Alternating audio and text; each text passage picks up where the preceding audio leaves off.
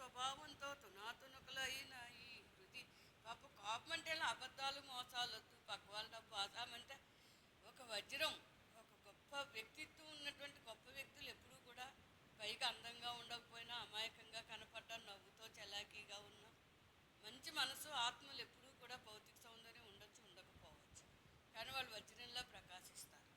నీ క్రోధ స్వభావంతో తునాతునకులైన ఇది క్రోధ స్వభావం అంటే చిన్నప్పుడు చదువుకునే రోజులు, అంతకంటే ఏముంది.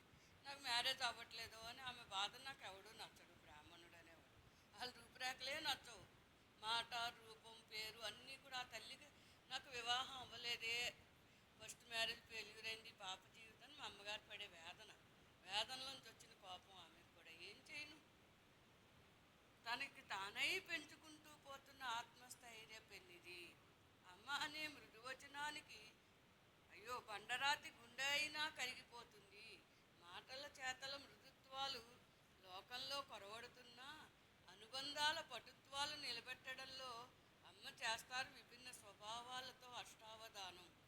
అమ్మా నాన్నల ఆశాభంగాలు కలతలు పిల్లలని అభివృద్ధికి పోనీయకుండా ఒక్కొక్కసారి అవుతాయేమో ప్రతిబంధకాలుగా. ఈ అతి ప్రేమల వల్ల అతి కోపం వల్ల పిల్లలు తమ బాధలు పంచుకోలేని పరిస్థితులు కూడా తల్లిదండ్రుల దగ్గర వస్తుందేమో అని అమ్మ గురించి రాశానన్నమాట.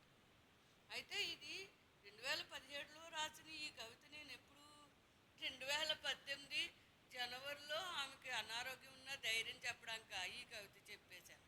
నాకు నా మనసుకు అమాయకత్వం తప్ప మాట్లాడడం చేత కాదు, కడుపు నిండా అన్నం తిని చెయ్యి కూడా కడుక్కోవడం చేత కానీ నన్ను వివాహ మోసం చేశారు 2006లో ఆ దుర్మార్గులు, కిరాతకులు, భ్రష్టు పట్టిన బ్రాహ్మణ కుటుంబం. ఎన్నాళ్ళు తలుచుకోవడం అని కాదు కదా, భగవంతుడు నాకు ఆయుధాయం ఎన్నాళ్ళు ఇస్తే అన్నాళ్ళు పట్టు పోషించుకుంటూ ఉంటాను, అలాగే పర్వాలేదు. కానీ అమ్మని కూడా బాగా చూడడం అనేది ఒక నైతిక బాధ్యత. కాబట్టి ఆమె కోసం నా ఇంట్లో వాళ్ళు ఇప్పటికైనా చూద్దాం, నా పెద్దక్క నా పెద్దనే వీళ్ళ దుర్మార్గాలు బుద్ధులు కాస్త కిరాతకాలు తగ్గి, మా అమ్మ ఫ్రెండ్స్ కిరాతకాలు తగ్గి దుర్మార్గాలు వాళ్ళకి పశ్చాత్తాపం అనేది ఏర్పడితే తప్పకుండా తల్లిని కూతుర్ని చూపిస్తారు. అన్ని విధాల ప్రయత్నాలు చేస్తున్నాను. ఆమె మానసిక రికవర్ అవుతుంది.